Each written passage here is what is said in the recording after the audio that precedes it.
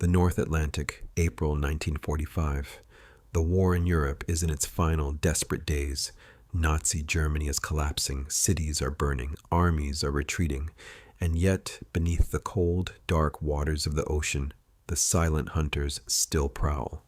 U-boats, the dreaded Unterseebooten that had terrorized Allied shipping for nearly 6 years. By this point in the war, most of them are at the bottom of the sea, their crews entombed in steel coffins. The few that remain are running, hiding, searching for any port that might offer sanctuary from the inevitable defeat. But on this particular morning, as dawn breaks over the gray Atlantic waves, something extraordinary is about to happen, something that, to this day, remains one of the most puzzling incidents of World War II. A U-boat is about to surface, and when it does, the men who emerge will carry with them secrets that challenge everything we thought we knew about the final days of the Third Reich. This is the story of U-530 and the mysterious passengers who would change history. To understand what happened that April morning, we need to go back to when these steel sharks ruled the Atlantic, back to when Winston Churchill himself said that the only thing that truly frightened him during the war was the U-boat peril. The Type 9C-40 U-boat, over 250 feet of deadly engineering, capable of diving to 750 feet, armed with 22 torpedoes and enough fuel to patrol for 3 months without resurfacing. These weren't just submarines, they were sophisticated killing machines designed for one purpose: to sever the lifeline between America and Britain. And they nearly succeeded. In 1942, at the height of the Battle of the Atlantic, U-boats were sinking merchant ships faster than the Allies could build them. The waters off the American coast ran red with oil and blood. They called it the Second Happy Time, a grimly ironic name for a period when German submarines operated with near impunity, sending thousands of Allied sailors to watery graves. But by 1945, everything had changed. The Allies had broken the German Enigma code. They knew where the U-boats were. Advanced radar could detect a periscope at night. Long-range aircraft could hunt submarines thousands of miles from shore. And most devastating of all, acoustic torpedoes that homed in on the sound of a submarine's own engines. The hunters had become the hunted. Of the 1,162 U-boats built during the war, 785 would be destroyed. Over 30,000 German submariners would die, a staggering 75% casualty rate. It was the highest of any service in any nation during the entire war. To serve on a U-boat was virtually a death sentence. So when Germany surrendered on May 8, 1945, the remaining U-boats received a simple order: surface, fly a black flag of surrender, proceed to the nearest Allied port. The war is over. Most obeyed. But not all. Let me tell you about Oberleutnant zur See, Otto Wermuth, 25 years old, commander of U-530, a young officer who had joined the Kriegsmarine in 1941, full of idealism and dreams of glory. By 1945, he was commanding a boat of exhausted men who just wanted to go home. U-530 had been commissioned in October 1942. She had survived 3 years of war. 3 years of depth charges and aerial attacks, 3 years of watching sister boats disappear from the convoy, never to be heard from again. By any measure, she was lucky to still be afloat. In early March 1945, U-530 departed from Kiel on what would be her final patrol. Her mission was routine by then: intercept Allied shipping in the North Atlantic. But the world she sailed into was changing by the hour. Soviet forces were closing in on Berlin. American and British armies were crossing the Rhine. Everyone knew the end was near. Then, on April 13, 1945, something happened. U-530 received new orders that were unusual, cryptic. She was to proceed to a specific coordinate in the South Atlantic, far from her patrol area. No explanation was given. The orders came through the highest command channels, encrypted with codes that only a handful of people in the Kriegsmarine knew. And then U-530 vanished from all German naval records. She stopped reporting her position. She stopped acknowledging radio messages. As far as official records were concerned, she had simply ceased to exist. This wasn't uncommon. Many U-boats were lost without a trace in those final weeks. The Allied submarine hunters assumed she had been sunk, but she hadn't been sunk. She was running south, running away from the war. And she wasn't alone. In the cramped, stinking confines of that submarine, along with her regular crew of 54 men, there were additional passengers. Men who hadn't been on the manifest when she left Kiel. Men in civilian clothes. Men who kept to themselves in the officers' quarters and spoke in whispers. Men who were terrified of being captured. Imagine, if you will, what it was like aboard U-530 during those weeks. And the submarine is 252 feet long and 22 feet wide. Into this cramped metal tube are packed 54 crew members plus these mysterious additional passengers. The air is thick with the smell of diesel fuel, unwashed bodies, and fear. The temperature inside hovers around 95 degrees Fahrenheit. Condensation drips constantly from the metal hull. You sleep when you can, hot bunking with other crew members. When one gets up for his shift, you take his still warm bunk. You eat canned food and grow gaunt on insufficient rations. You don't bathe. You can't change clothes. Your skin develops rashes and infections. Some men develop the submarine disease, a crushing psychological pressure that makes them stare at nothing for hours. And through it all, the constant fear. Fear of depth charges, fear of aircraft, fear of being detected and destroyed. But Commander Wormuth drives them south, day after day, week after week. They avoid all shipping lanes. They dive during the day and surface only at night to run the diesel engines and recharge the batteries. They maintain complete radio silence. They are ghosts, slipping through an ocean that is hunting them. On May 8th, 1945, while submerged, they pick up Allied radio broadcasts. Germany has surrendered. The war in Europe is over. Hitler is dead. The Third Reich is finished, but U-530 does not surface. She does not surrender. She keeps going south. The crew is confused, frightened. Some want to surrender immediately. Why continue? Why risk their lives when the war is over? But Wehrmacht insists they must continue to their destination. Orders are orders, and the mysterious passengers in the officers' quarters make it clear they cannot be captured, they cannot be interrogated at any cost. So the voyage continues. They cross the equator. They enter the South Atlantic. They are now farther from home than most of them have ever been. Some of the crew have never been this far south. They're in uncharted waters, literally and figuratively. The diesel fuel is running low. Food supplies are almost exhausted. The men are sick, exhausted, and close to mutiny, but still they press on. Until finally, on July 10th, 1945, more than 2 months after Germany's surrender, U-530 surfaces in the port of Mar del Plata, Argentina, and that's when the mystery truly begins. Picture the scene: a sleepy Argentine naval base, morning watch. Suddenly, lookouts spot something on the horizon. A submarine. Not Argentine, not American, German, a German U-boat, flying a white flag of surrender, calmly motoring into port, as if it's the most natural thing in the world. 2 months after the war ended, 7,000 miles from Germany, the Argentine Navy is stunned. They scramble to respond. Within hours, the port is swarming with military personnel, diplomats, intelligence officers, and journalists. This is international news. A Nazi submarine has appeared in South America, and everyone wants to know why. Commander Wormuth and his crew disembark. They are emaciated, filthy, and exhausted. They've been at sea for over 4 months. Some can barely walk. Their uniforms are stained and ragged. Their beards are long and unkempt. They look like men who have been to hell and back. But here's what's interesting. The crew count. When U-530 left Kiel in March 1945, she had a crew of 54 men. When she surrendered in Argentina, only 54 men disembarked. So what happened to the mysterious passengers? The Argentine authorities interrogate Wehrmacht for days. His story is strange, full of inconsistencies. He claims they simply got lost, claims they didn't hear about the German surrender until weeks after it had happened, claims they came to Argentina because it was the nearest neutral port.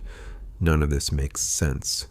U-530 had sophisticated navigation equipment. They had radio equipment capable of receiving Allied broadcasts. Argentina was not the nearest port by any definition. They had passed dozens of other ports on their way south. And why maintain radio silence if you're simply lost? The interrogators press harder. Where did you go after April 13th? Why did you disappear from German records? Who ordered you south? Were you carrying cargo? Were there additional passengers? Wormuth's answers are evasive. He claims to remember nothing unusual. Just a routine patrol that went long. Just a young commander trying to save his crew from capture. But the physical evidence tells a different story. When Allied intelligence officers inspect U-530, they find something peculiar. The submarine's logs have been destroyed completely. Every record of where they went, what they did, who was aboard, gone, burned or thrown overboard. The submarine's torpedo tubes are empty, but the brass fittings show signs of recent use. Something had been loaded and unloaded. But what? And here's the detail that chills the blood. The submarine's deck gun has been removed. In its place, crude welding. As if the gun had been hastily taken off and the hole sealed. Why would a submarine remove its deck gun in the middle of the ocean? Unless it needed to make room for something. Or someone. The arrival of U-530 in Argentina triggers a firestorm of speculation that continues to this day. The first and most persistent theory, Adolf Hitler. Think about it. Hitler allegedly committed suicide in his Berlin bunker on April 30th, 1945. His body was supposedly burned by his aides and buried in a shell crater.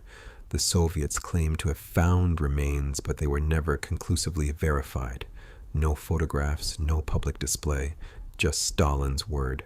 What if Hitler didn't die in that bunker? What if it was an elaborate deception?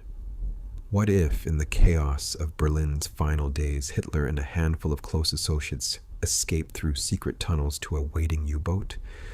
It sounds like fiction, like a Hollywood thriller. But consider the facts. U-530 departed on March the 13th, well before the fall of Berlin. She received mysterious orders on April 13th. Just as Berlin was about to be encircled, she disappeared from all records. Exactly what you'd do if you were carrying the world's most wanted fugitive.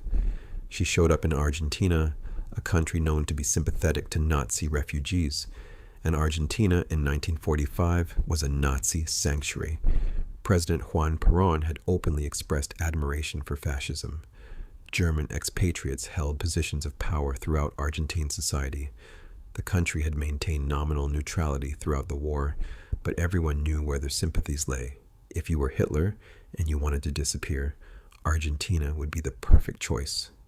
The theory gained so much traction that the FBI launched a formal investigation. FBI Director J. Edgar Hoover himself reviewed the evidence.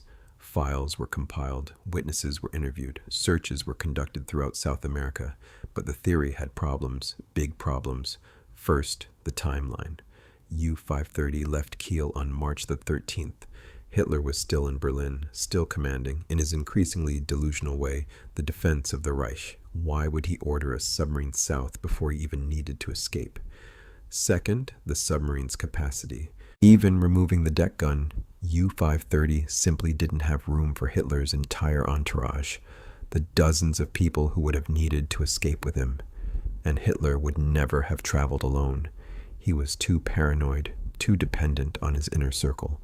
Third, and most damning, the Soviets had overwhelming evidence of Hitler's death, multiple witnesses, dental records that matched.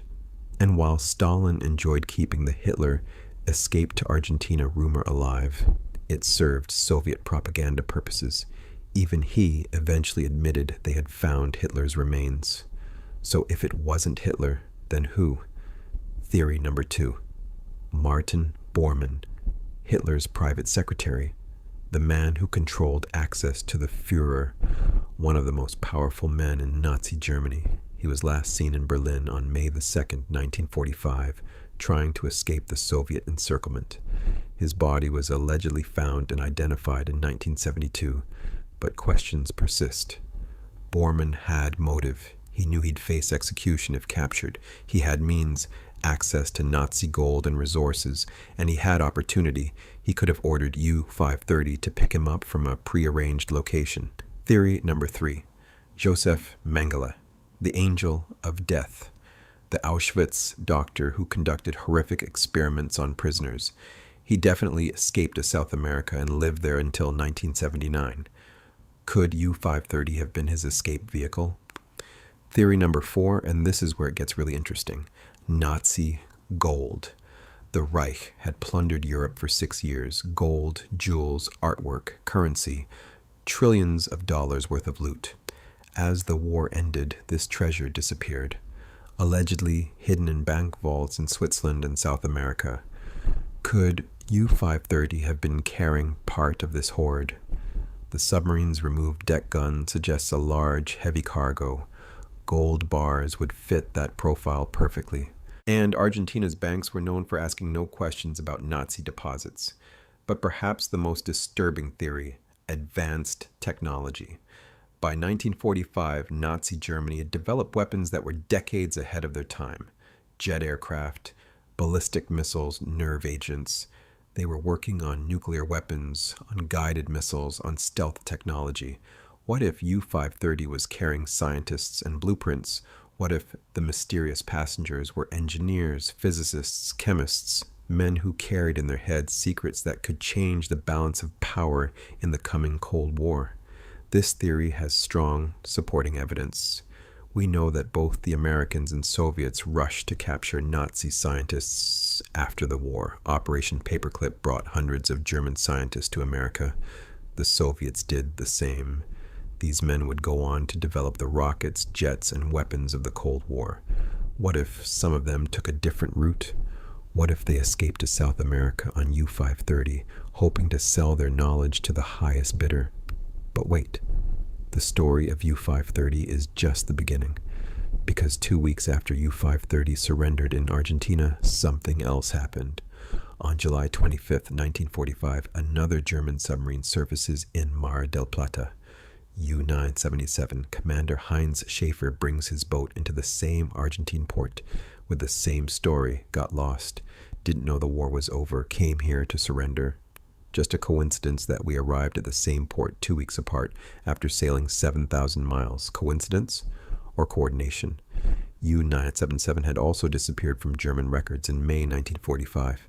She had also maintained complete radio silence for months. She had also destroyed her logs before surrendering. And she had also taken an inexplicably long route to Argentina when closer ports were available. The Allied intelligence community goes into overdrive. 2 U-boats, same destination, same suspicious circumstances, same destroyed records. This cannot be coincidence. The interrogations intensify. Both Wormuth and Schaefer are questioned by Argentine authorities, American intelligence, British intelligence, and Soviet intelligence. Everyone wants to know, what were you carrying? Who was on board? What are you hiding? Both commanders stick to their stories, nothing unusual, just trying to save their crews, just following orders to surrender to the nearest neutral port. But the evidence suggests otherwise. Declassified documents from Allied intelligence show that they tracked numerous U-boat movements in April and May 1945. Several submarines were detected heading south, away from European waters. Not all of them surrendered. Some simply vanished, never accounted for in the official records. The U-boat pens in Norway and Germany had been evacuated in haste. Documents were burned, equipment was destroyed, but some records survived, and they paint a disturbing picture. In the final weeks of the war, there was a coordinated effort to get certain high-value assets out of Europe.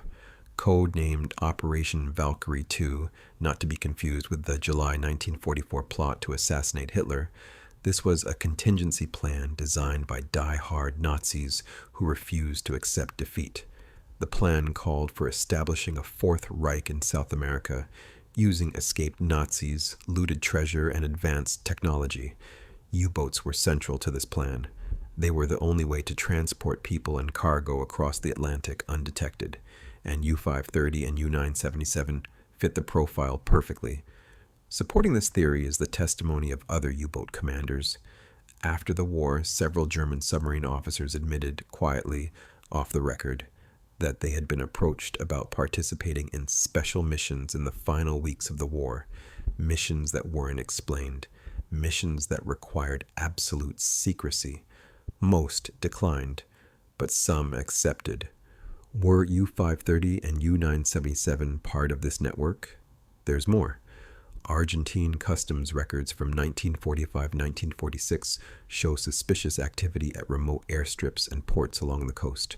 Unregistered aircraft, unmarked cargo, cash transactions in German marks and Swiss francs.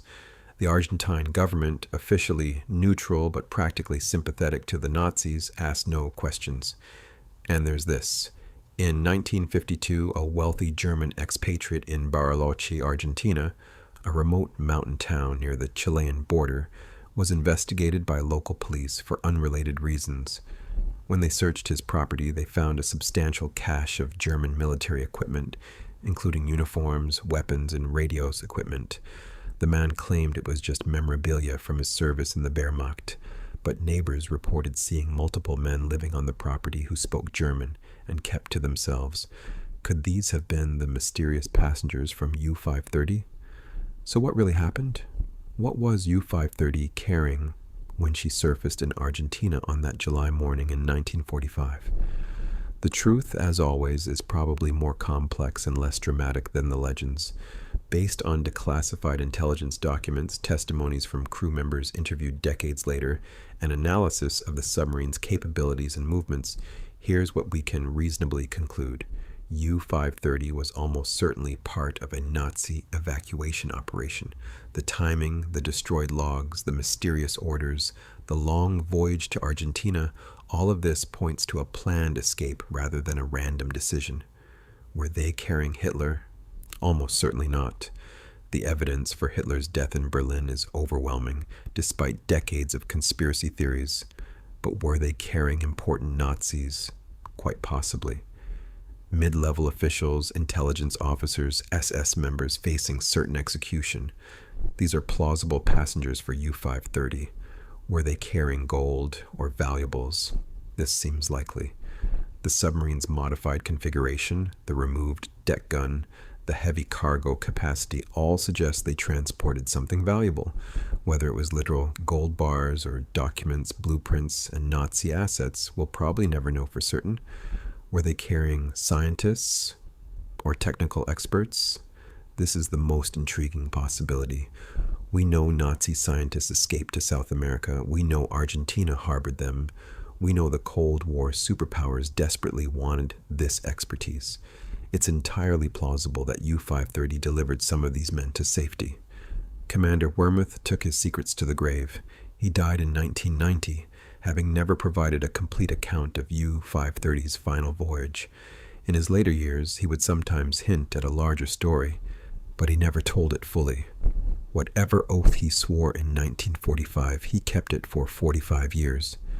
The crew members who survived, and many did, living quiet lives in Argentina or eventually returning to Germany, similarly maintained silence. Some claimed they genuinely didn't know who the passengers were. Others admitted they knew, but had sworn never to tell. And the passengers themselves, they disappeared into the vast expanse of South America. If they were war criminals, they lived out their lives in anonymity. If they were scientists, their knowledge may have contributed to weapons development in countries we'll never identify. If they were carrying treasure, it's sitting in bank vaults or buried in remote locations waiting to be discovered. The story of U-530 reminds us that history is rarely as clean as we'd like it to be. The Second World War didn't end neatly on May 8, 1945. It unraveled slowly with thousands of loose threads, most of which were never tied up. U-530 was one of those threads, a submarine that carried secrets into the South Atlantic and left them there, buried deep, perhaps forever. Today, U-530 herself is gone, scrapped for metal years ago. Her crew has dwindled to just a handful of elderly men. The mysterious passengers, whoever they were, are surely dead by now, but the mystery lives on in the archives of intelligence agencies, in the memories of Argentine locals who swear their grandparents saw Germans arriving in the night, in the countless books and documentaries that have tried to solve the puzzle. What was U-530 really carrying when she surfaced on that July morning? We may never know the complete truth, but this we know for certain. She was carrying men who were desperate, men who were afraid, men who had seen the collapse of their world and were trying to find a new one. In the end, perhaps that's the real story of U-530. Not a story of grand conspiracies or hidden treasures, but a human story. A story of survival, of desperation, of men trying to escape the consequences of the war they had fought. And in the cold waters of the South Atlantic on that summer morning in 1945, when Commander Otto Vermuth ordered his boat to surface and fly the white flag of surrender, that human story came to an end. But the mystery? The mystery remains. Thank you for watching. If you enjoyed this video, please like, subscribe, and leave a comment below telling me what you think really happened aboard U-530. Was it a simple case of a lost submarine, or was it something more? The debate continues, and your theories are as valid as anyone's. Until next time, remember, history's greatest mysteries are often hidden in plain sight, waiting for someone curious enough to ask the right questions.